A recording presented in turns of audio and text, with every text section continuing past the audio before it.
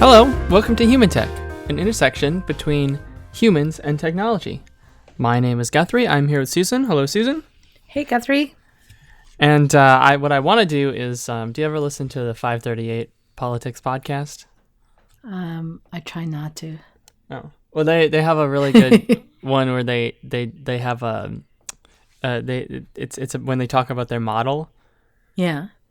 They say it they like the two people do it at the same time. They're like, "This is model talk." Oh, do you want to do that? Yeah. What are we going to say? So we can do like a "This is Human Tech." All right, you ready? Okay. All right, but you gotta do it in the same cadence I did. All right.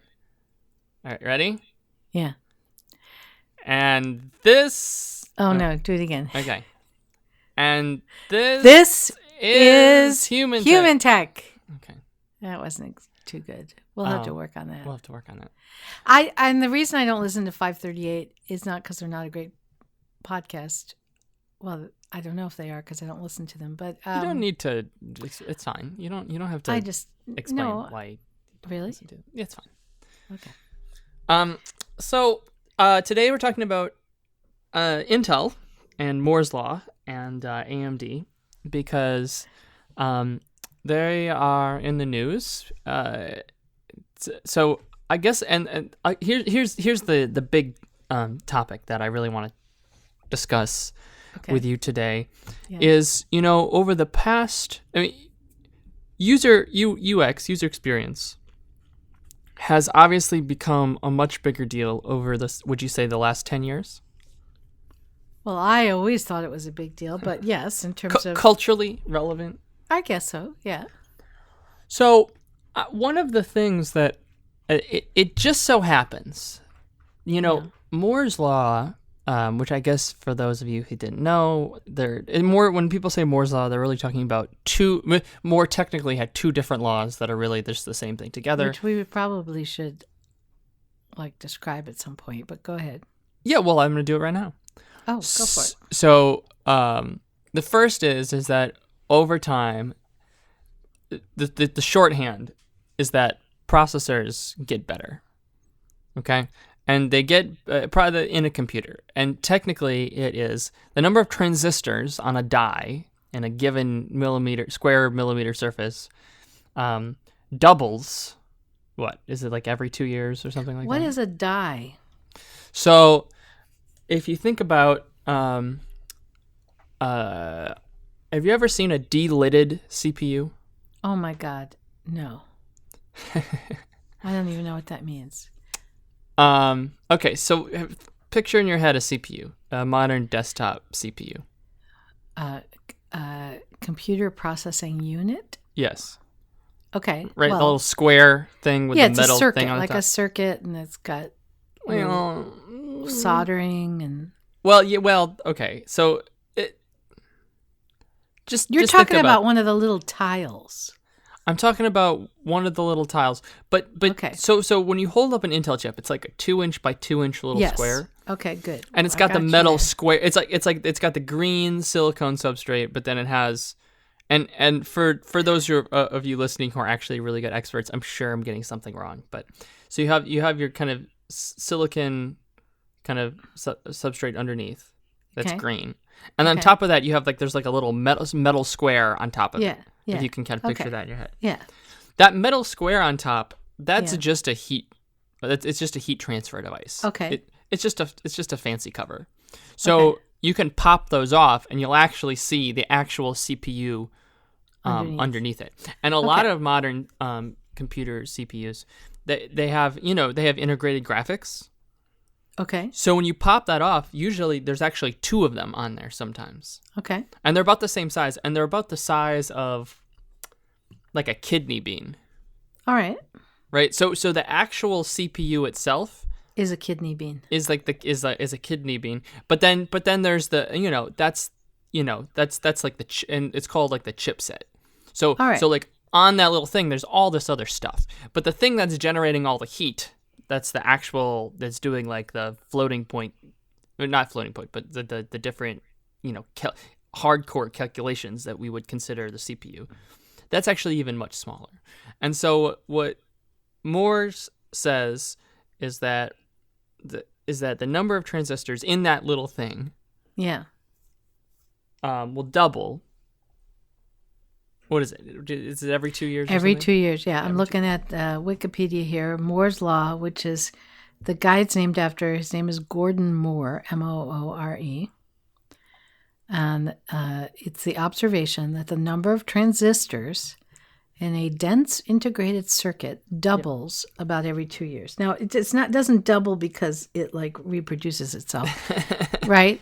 No. He meant that the technology would allow us to put more transistors in one of those circuits, twice as many about every 2 years. So and do you know about what year this was? Yes, this was in let's see. It says, it's interesting because according to Wikipedia, which isn't always accurate. You can just give me a year. It's great.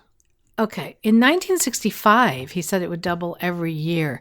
But in 1975, he said it would double every 2 years. Okay, so we'll do 1975. And so for like 30 years, it was really, really true. I mean, if you look at the charts and graphs, it's really, really incredible. I'm looking at the chart. And you got to experience this. Me personally? Yeah. I was a toddler. No, but No, I wasn't a toddler. But yes, I did alive experience for a lot it. of it. And you I experienced remember 800 megabyte hard drives and very it's just like I mean and that's density on platter density on hard drives is that's a different law, but it's kind of the same thing. So but so what happens is that you have these limitations of software. And what it requires is really good software to overcome the hardware limitations. You mean because you said that there were limitations of software, but you meant hardware. No. I mean software. You mean software? Okay. And the limitations are the hardware, right? So like if all you have is an Intel 8086 processor, the classic. Yeah. You can like run like a typing like program. That's like all you can do. And if you want to do more than that, if you want to have a user interface, for example, you have to get really, really creative. And that's where they invented the CHUI, the character user interface, where you use characters on the screen to artificially make a user interface.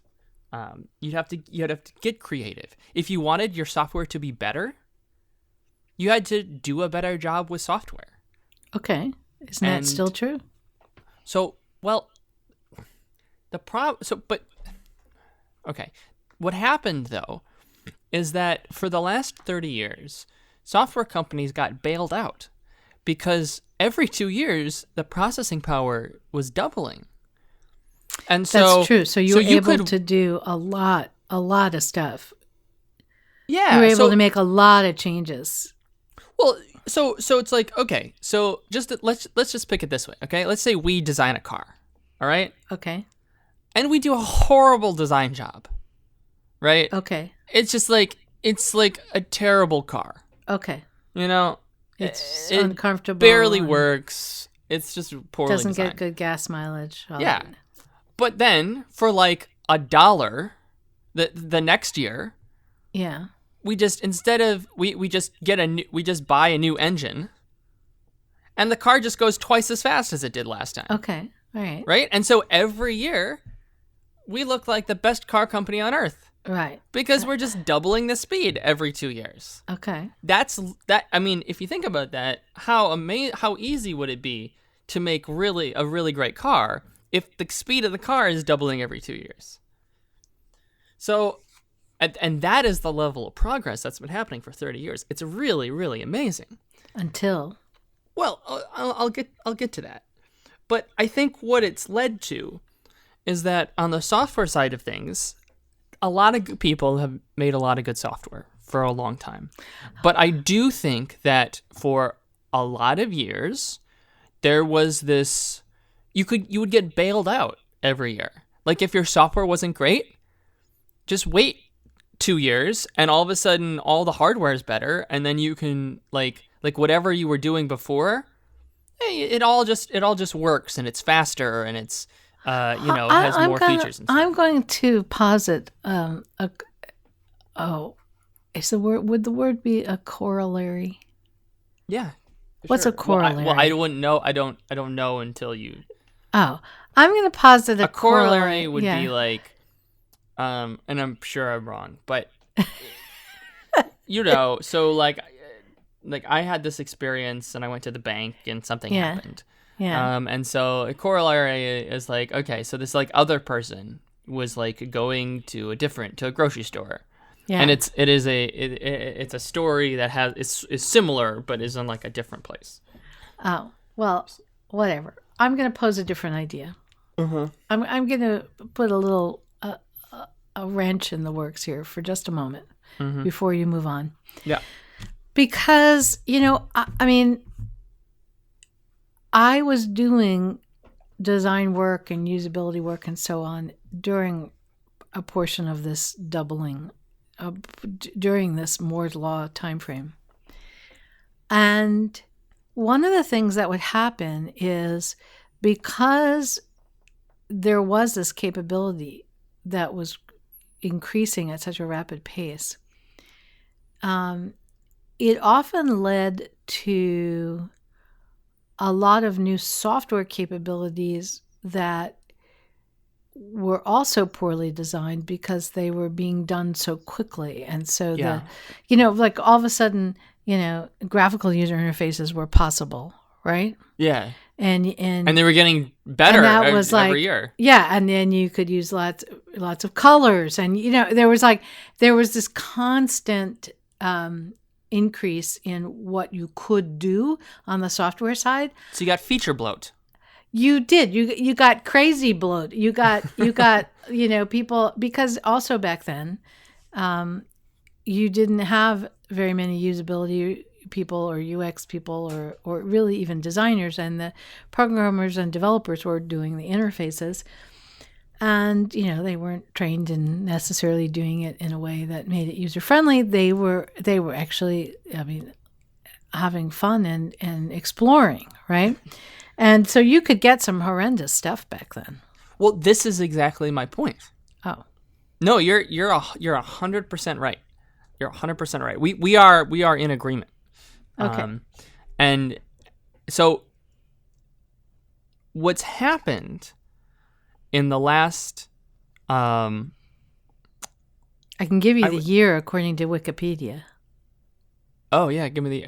I'm gonna say it was Sandy Bridge, which was when I was in, like 2008ish.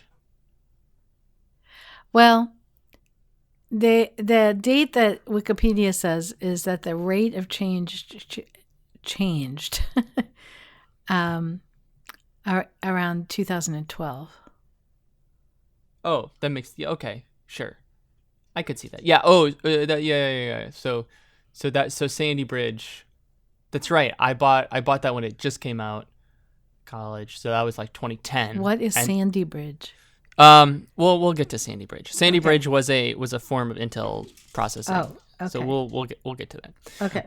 But what happened, it was right around that time. Yeah. The CPU market, for the first time in 30 years, stopped getting better. Yeah. Now, I'll talk a lot more about it, but it not so much on the mobile side, but really only on the desktop side. What about the laptop? Mixed. Okay. And so what in my experience, what I think happened is, all of a sudden you didn't just get, like, things weren't just magically getting better. And so if you wanted to have a better experience, you actually had to focus on the software. And I think that's one of the reasons why in the last 10 years we've seen this huge UX boom, the focus on software. People switching to, we should, software as a service. Like, it's all about the software. Because that was the place where change could happen? Yes, exactly. Because things had stalled on the hardware side. So this is my theory, and that's what I. That's interesting. That's an interesting theory. I mean, because first of all, if you wanted, so if things have stalled, if things were stalling on the hardware side, yeah, then you're, and yet you wanted to, make some money and have a competitive advantage. It had to be done on the software part because you weren't going to get too many places on the hardware part. Right. But also, it would. Another reason might be direct resources. Well, it also gave some breathing room. Do you know what I mean? I mean, when things were changing so quickly, hardware wise, and then capabilities, right? Mm-hmm. Then the software that was being developed and the interfaces that were being developed to take advantage of the new hardware. And so you never got to perfect what you were doing because it was like, okay, no, now we can do this. And so there wasn't a chance to catch up. When things slowed down on the hardware side, I think it gave us all more time to, do a better job on the interface, start to, really focus on standards, on the best way to do it, and so on. So that probably also came into play. That's interesting, except that during this time period, let's say from 2012 till now, there's been enormous change in the whole, mobile and app area. Let me just say briefly about why there was a slowdown and what was because some stuff hasn't been slowing down. Okay. Only some, and so maybe you'll see some patterns. Okay, I don't know. Ahead. You can tell me if things are clicking. Okay. So the reason that Moore's law exists, for the most part, is because of what's called die shrink. Okay. So there's these things called processor nodes, and it's not an exact science, and but there's a certain I don't know if you've heard about like the 14 nanometer process. No. So there's a way that you can measure the width of a transistor gate in size, and as transistor manufacturing technology got better and better and better, that size they were able to reduce it. Mm-hmm. And when you reduce the size of a transistor, two things happen. Well, I guess three things happen. Two good, one bad. The first thing that happens is that you can put more transistors in the same space, right? Yeah. Like if you have 1,000 transistors in a 1x1 unit square, and then you make the transistors half Moore's as big. Law, right? Yeah, if you make it half as big, well, you have twice as much room. Yeah. So that's the first part is that when you shrink, you can, you can have more transistors in the same area. Okay. That's one. Two, when you do a shrink, it actually gets cheaper to manufacture. Okay. Because as transistors get smaller, they're actually easier to make. All right. Because they're smaller, and you can make a lot of them really fast. And manufacturing technology has become a lot better. So it gets cheaper. All right? Mm-hmm. The third is that when transistors get smaller, for the most part, they become more power efficient. Okay. They use less power.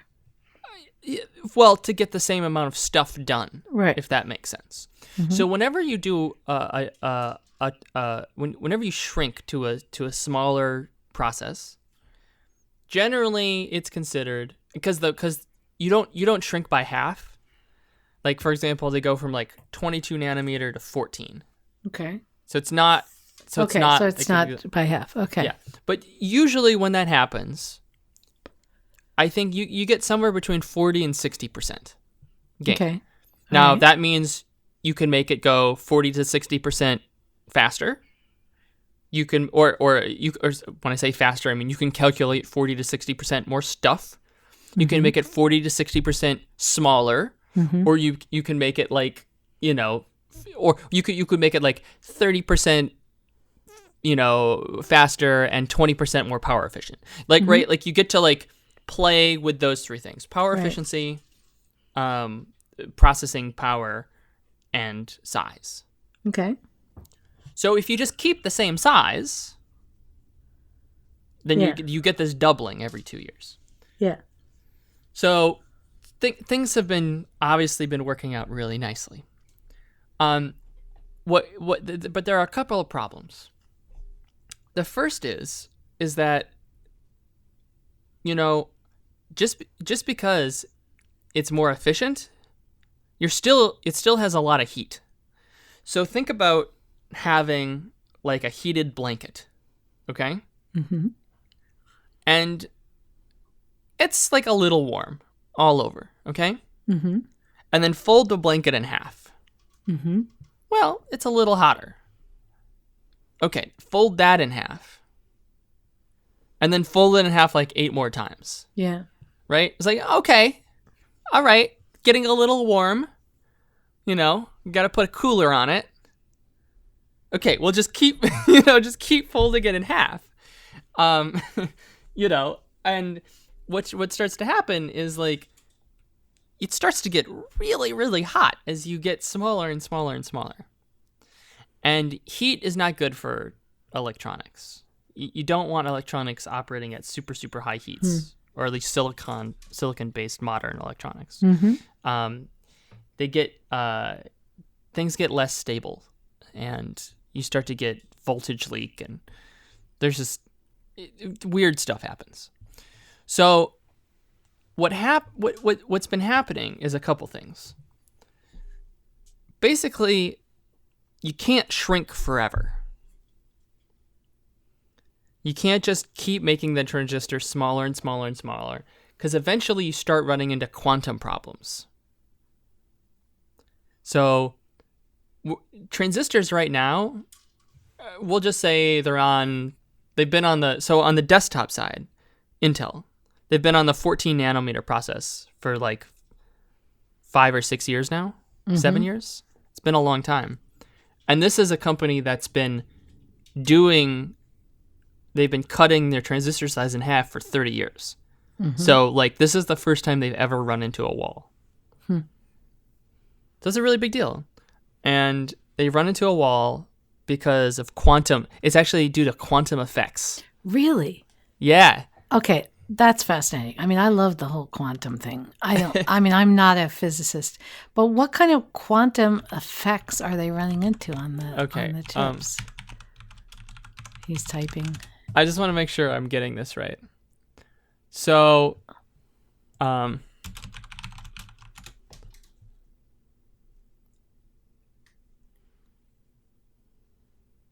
mean, this is not... We're going to have to bring this back, Guthrie, to, the human angle. But I can't resist finding out about the quantum stuff.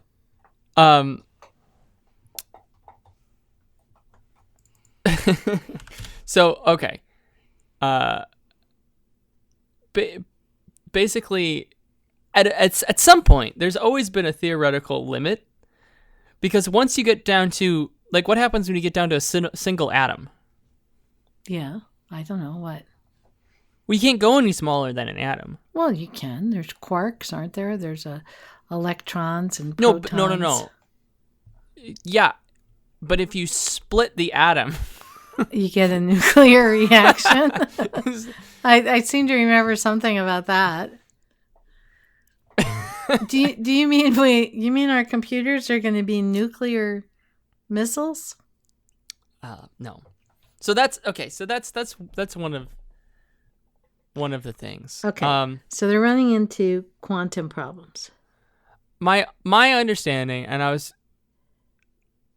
was really trying to make sure. Not go here. No. I was just trying to make sure I did this correctly. Okay. So I found a little thing here. Yeah. Transistors work with a gate. Okay. And the gate creates a current that you can flow through 0 or 1. Mm-hmm. So, but when it gets really, really small, the gate starts to leak. And so you have current flowing out. Hmm. And I really thought it's because of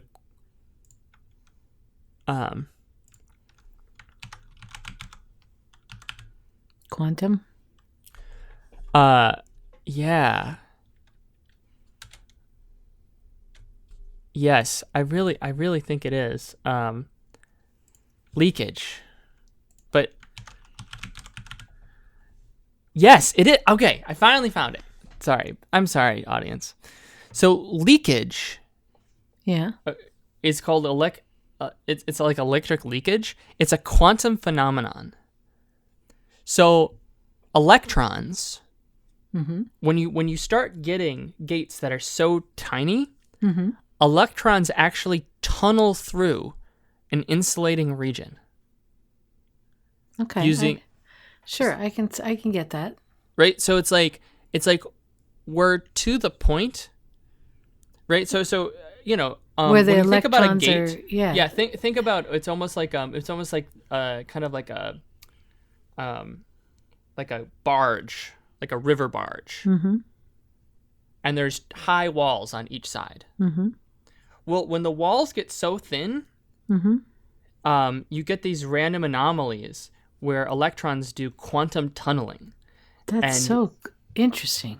The walls are so small that quantum effects take over. Okay. And then the electrons leak out. And then what happens? Well, when things leak out, it creates heat. Okay. So it drains like the terminals. Okay. And so there are so leakage really is one of the big reasons that why Moore's we're law slowing down. has run into stuff because if you keep cramming, what's happened is that because of leakage, so let's say you're running at 5 gigahertz, okay? Megahertz, 5 hertz, doesn't really matter, right? It's just so you're running at 5 gigahertz. Okay. If you take that and you cut it in half, the leakage gets worse. Yeah. And so if you're running at 5 gigahertz and you make on something really, really small, unless you're doing a really good job and doing a bunch of other stuff, you're going to get a lot of leakage. Yeah. And so what you have to do is you have to run at a lower frequency. So even though Moore's law has been working and stuff has been getting smaller, yeah, in the past, if let's say you were running at 2 gigahertz, well, you do Moore's law, you cut the size in half, and you still run at 2 gigahertz. The problem that's been happening over the last 5 or 6, 8 years is that they haven't been able to keep those clock speeds as high as they used to be because of heat and quantum leakage. So that was the first thing that they ran into, okay? The next thing they ran into was a thing called EUV. Or,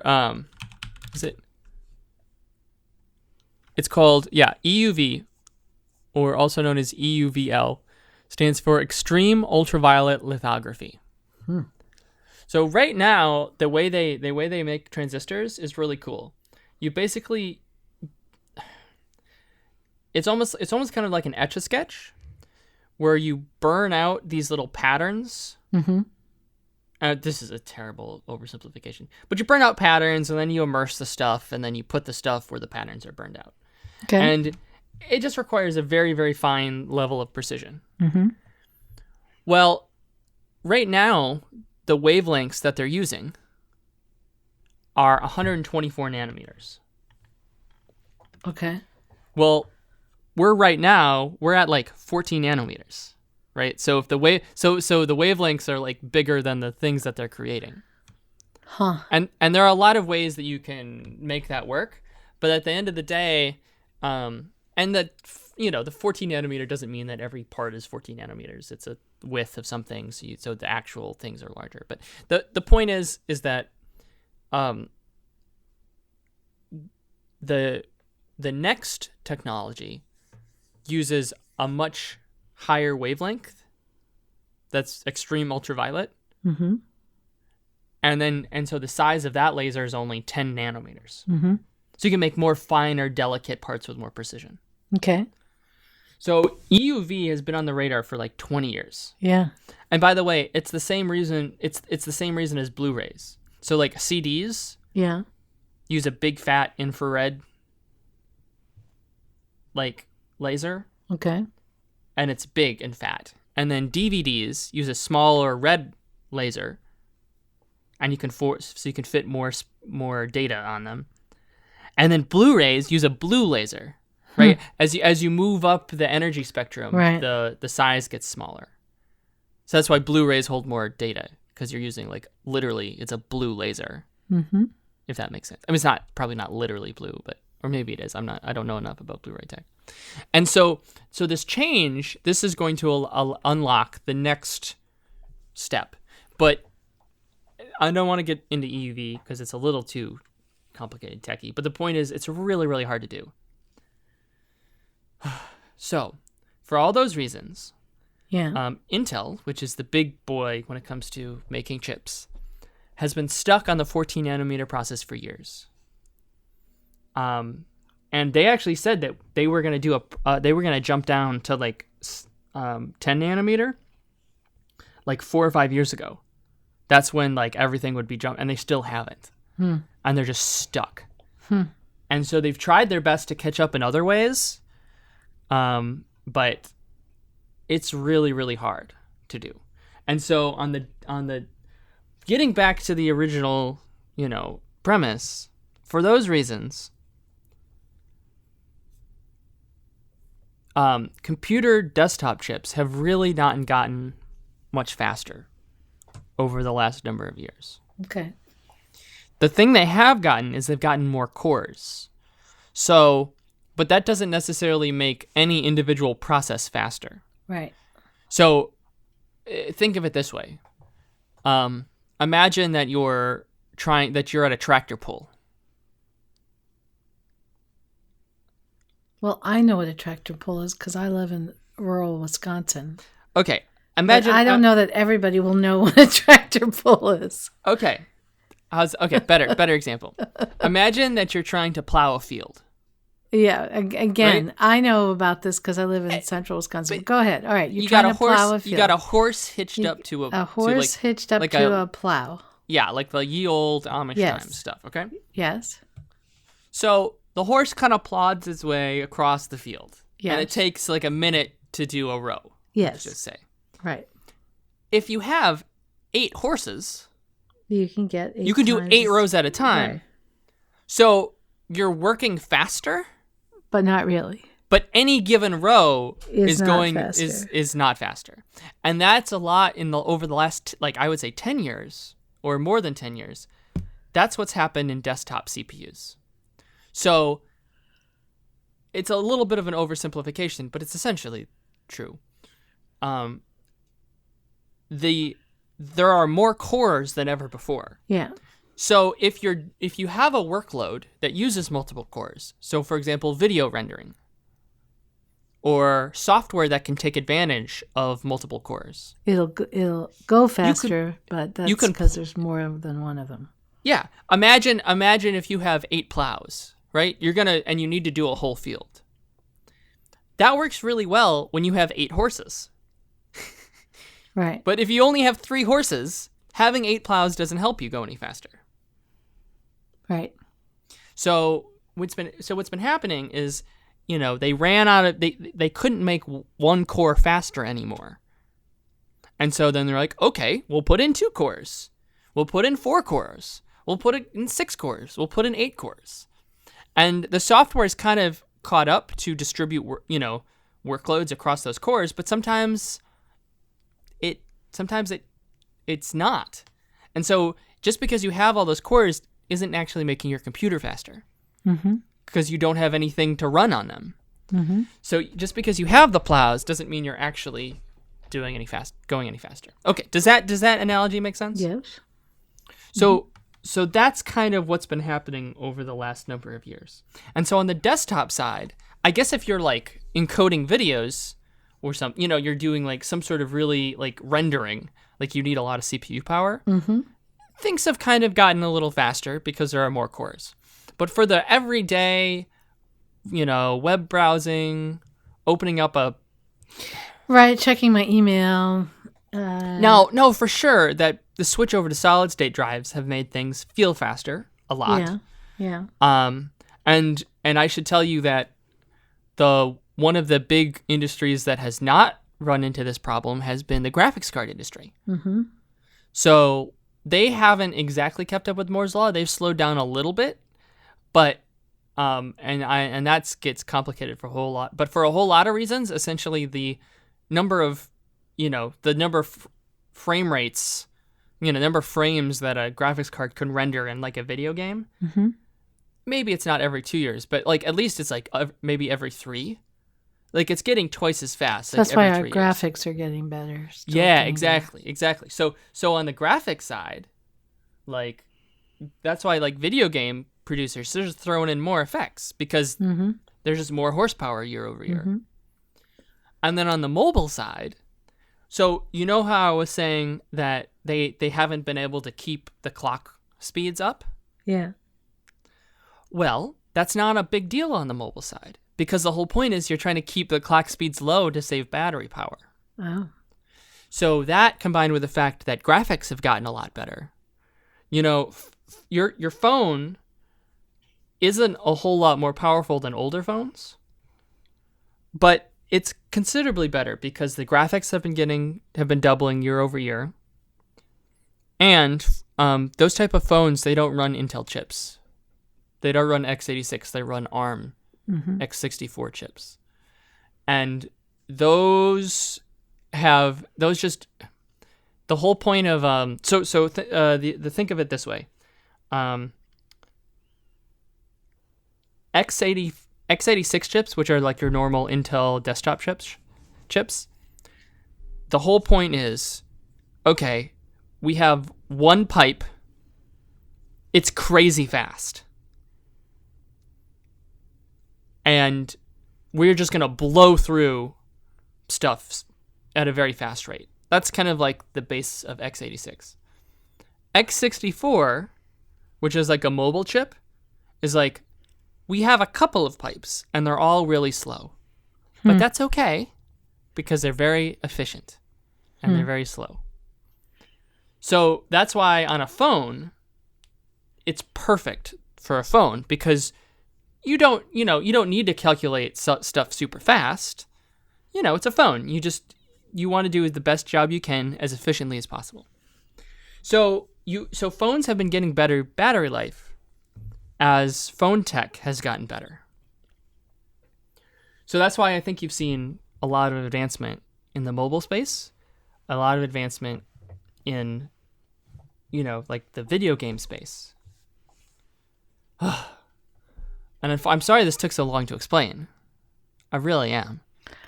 Well, all right. So, what does this mean about where we're headed, and the implications for design and UX and UI?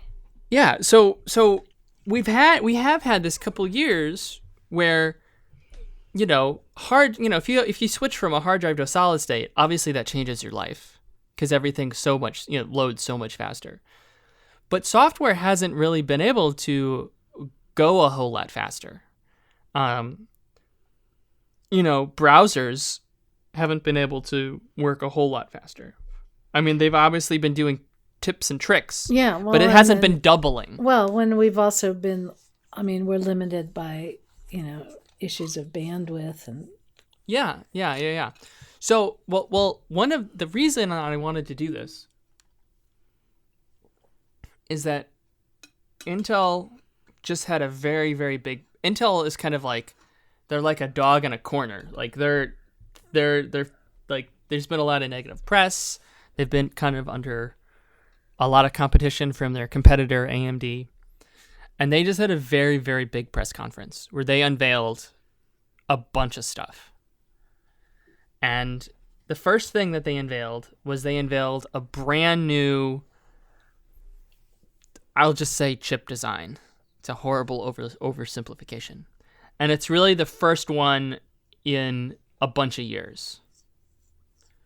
And so it's the first time in a lot of years that the plow is going to go faster. So not only have they done that, they also, it looks like they finally figured out EUV. Okay. And which means that they'll finally be able to do to move to a smaller nanometer design, like they've been doing for forever. So finally, so it's not, that's one, right? But also what they've been doing is they're going to start 3D CPU designs, chip designs. They've had what they call 2.5D before, where it was basically one layer, and then they sprinkled some stuff on the top sometimes, like memory. It's like they call it 2.5D. But for the first time, they're going to start stacking components in 3 dimensions. So what does that do for us? That unlocks more all over again. Really? Yes. So the switch just to not EUV. EUV. The switch to EUV, that'll get you maybe another 3 die shrinks. Mm-hmm. So that's like 10 years of Moore's law right there. Plus the fact that they're switching to a new process that'll kind of catch up. So, because, the thing with Moore is that there's been hills and valleys in Moore's law. Like, it's been very consistent, but it's not like literally every 24 months it doubled. Like, sometimes it was ahead, sometimes it was behind. Yeah. And so it's been behind for a lot of years. Looks like it was slowing down. I think it's going to catch up a lot. So let's talk about this. And then with the 3D, even after you get to the point where it's like where transistors are only a couple of atoms wide. Yeah. Or 1 atom wide, and you just literally can't go any smaller. Yeah. You can start stacking. You don't need to cram more transistors into a smaller space because you can start stacking vertically. Right now, all the transistors have been on a flat plane. Right. But if you can start stacking vertically, all of a sudden, to double the transistors in a certain thing, you just need to be able to add another layer. And so, that starts getting really interesting. So it's back. So what? All right. So what are the implications for software and interfaces? So that's and that's why I wanted to get your opinion, because wait a minute, I thought you were going to tell me. You want to get my opinion? Well, yeah. I mean, you're the UX person. So, but I had this grand theory about why we've seen this surge in UX, or perhaps in the importance of quality UX. But if Moore's law kicks in again at full speed for another 20 years, all of that UX stuff is just going to drop by the wayside, because all of a sudden AR stuff, you talk about, we had graphic user interfaces and everyone was scrambling to mash stuff together. Yeah.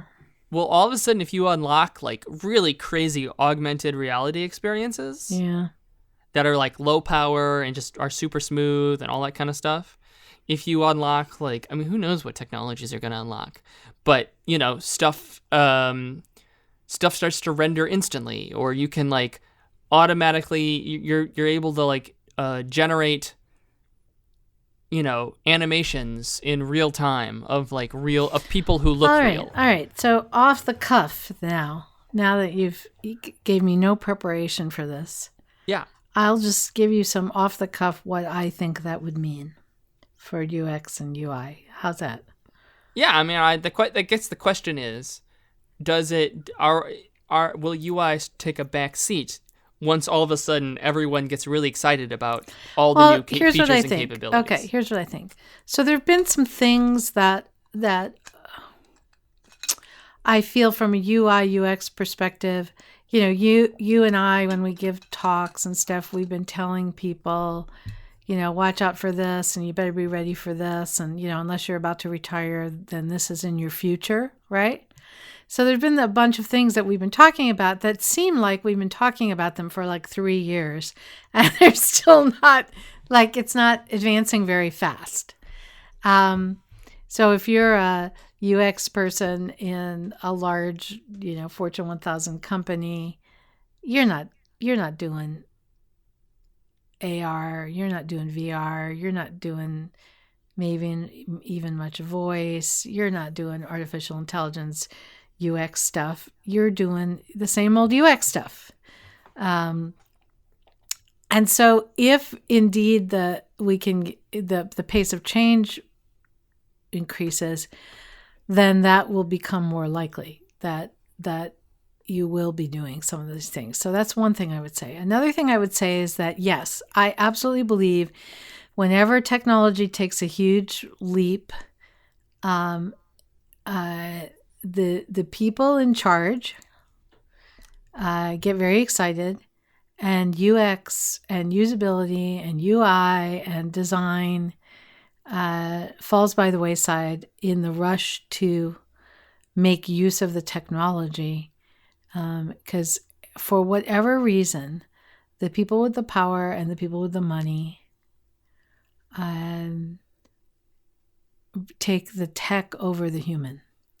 I actually, it's interesting that we would come to this, or maybe this is why I have it on my mind, because I was actually thinking about doing a podcast on that topic.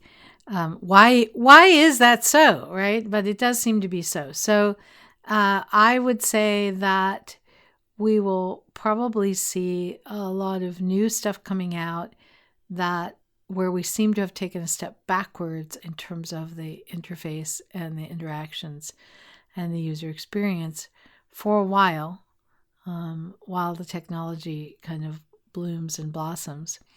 And then I guess the other thing I would say, and the other thing I would hope, I think this is a good thing, is that people will start to tackle more the whole space of design tools that has been improving, but doesn't change at a breakneck speed. So, if you're a designer, if you're a UX person, if you're prototyping an experience, the tools you have to do that, some of them are pretty good these days, but it's still kind of clunky. And I'd like to see that improve. And then I guess I got to go back to,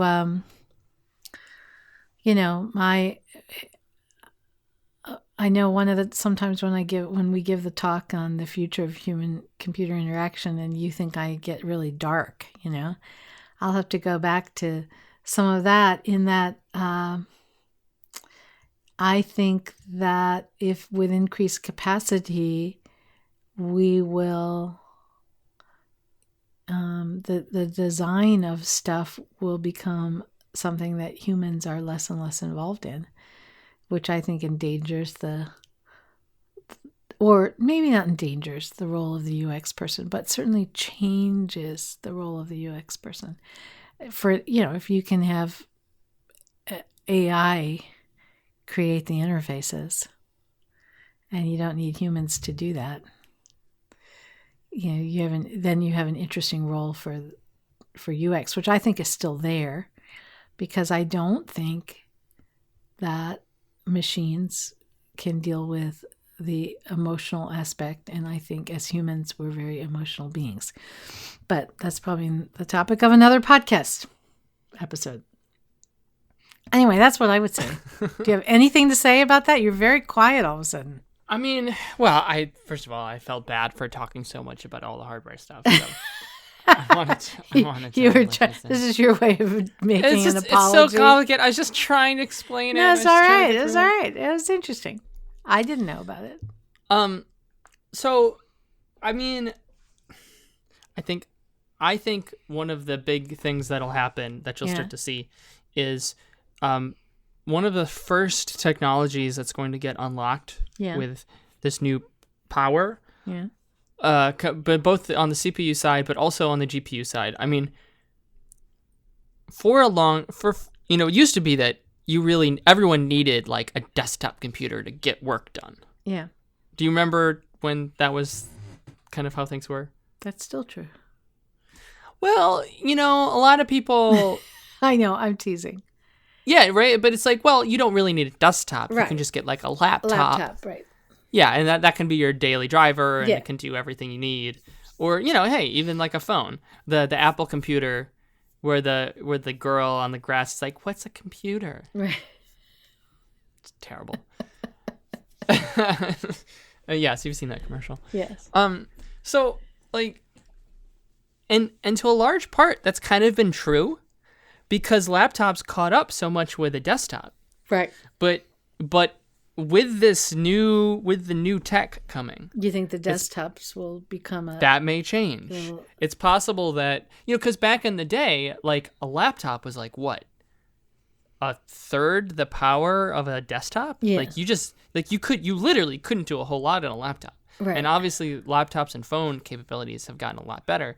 But desktop capabilities, like, would you say, like, obviously, like I built your desktop for you.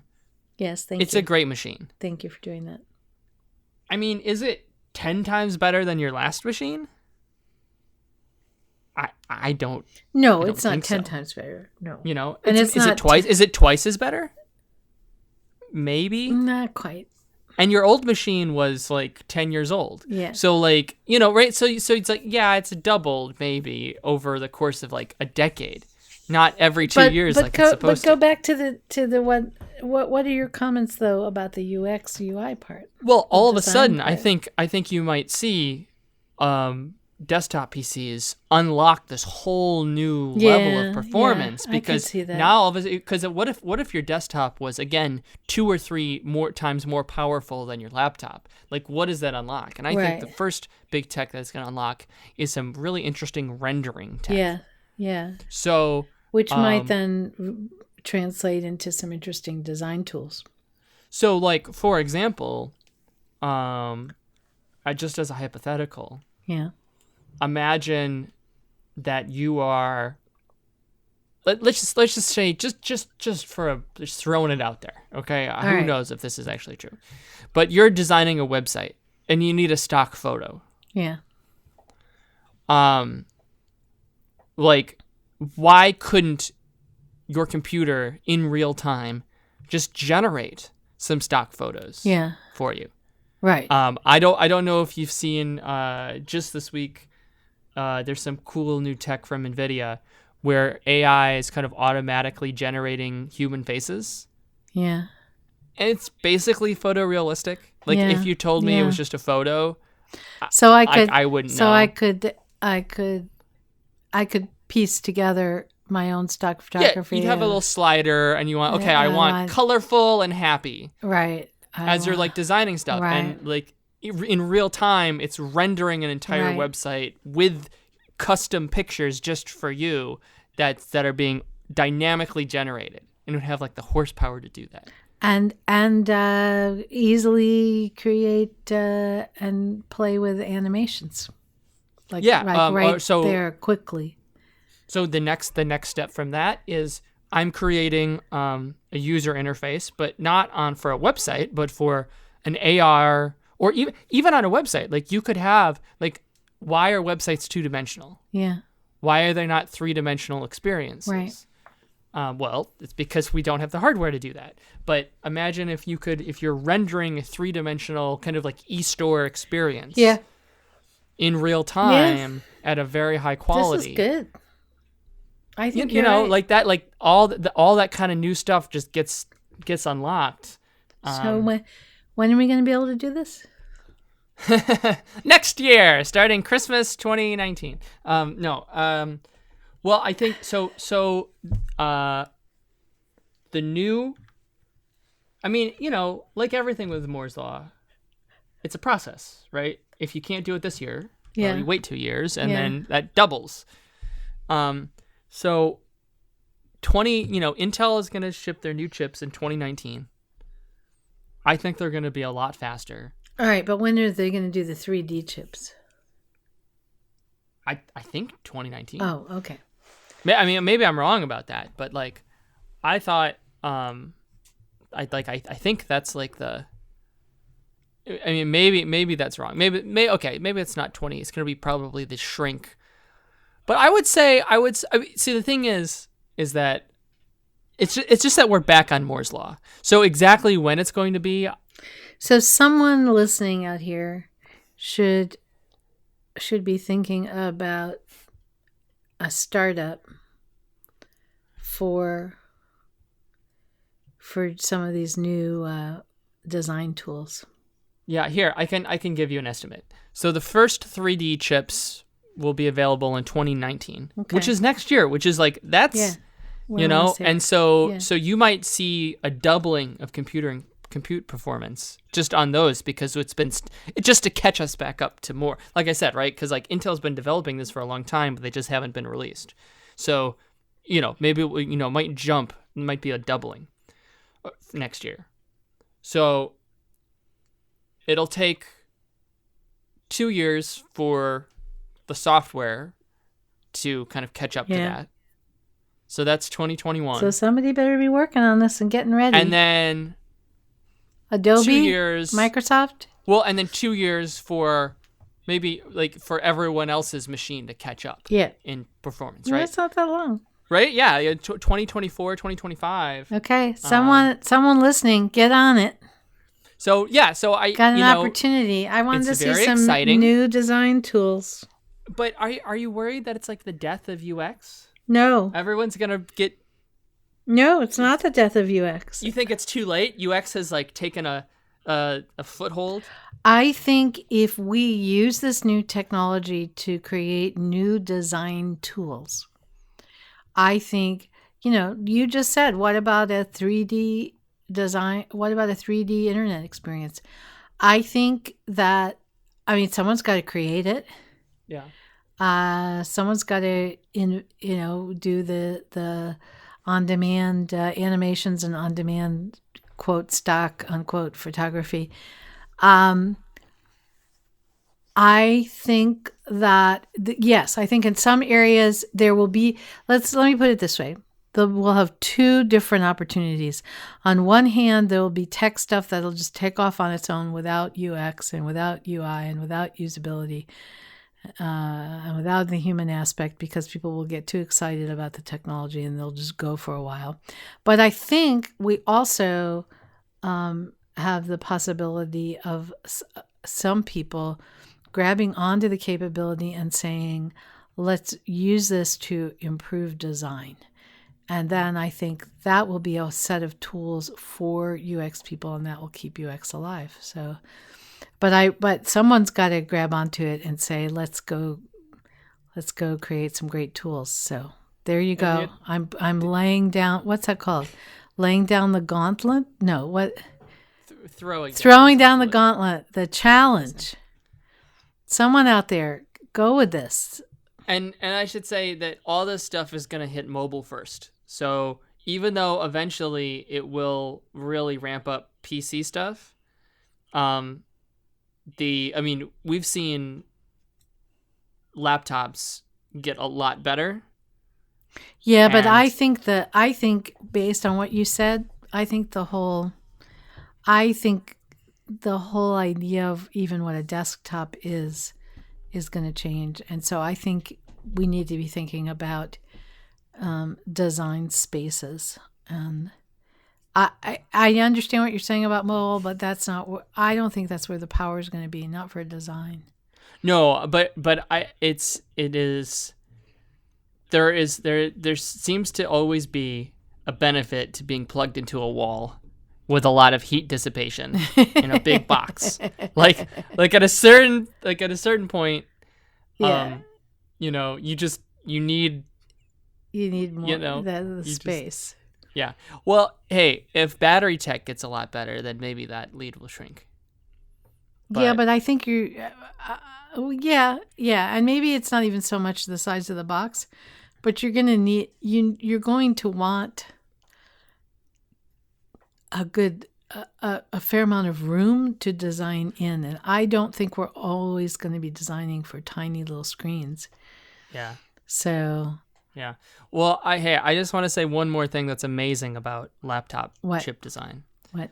So the beefiest like CPUs in the world, yeah, and GPUs, they use we'll call it maybe it's like 300, 200 watts, something like that. Okay. Like a regular i7, i9 high end Intel, not like super crazy chip, but just like a regular high end Intel chip, uses about 125 watts of electricity. Okay.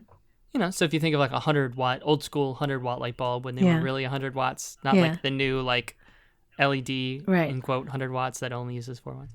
All right, so it's like 125 watts, right? So that's like kind of a lot of power.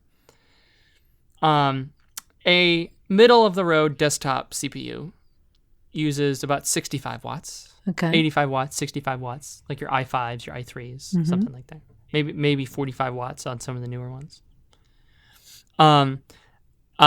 A kind of an ultrabook that uses like a mobile, like a high-end mobile chip, that uses about 14 watts to run like the graphics and the processor. Like the fact that you can get any performance out of 14 watts is amazing. And then on like the super like crazy thin stuff, it uses 4 watts. Like the fact that you can even run Windows on something using 4 watts is just always just boggles my mind. And some of the and then the mobile chips use even less. So for like cell phones and stuff. Well, for like really low powered and stuff. So you would think that like there's no reason why a desktop CPU that uses like 10 times as much power, it really should be 10 times faster. Yeah. And it's not because of the of all the limitations that I've laid out today in way too much detail. That we are going to overcome.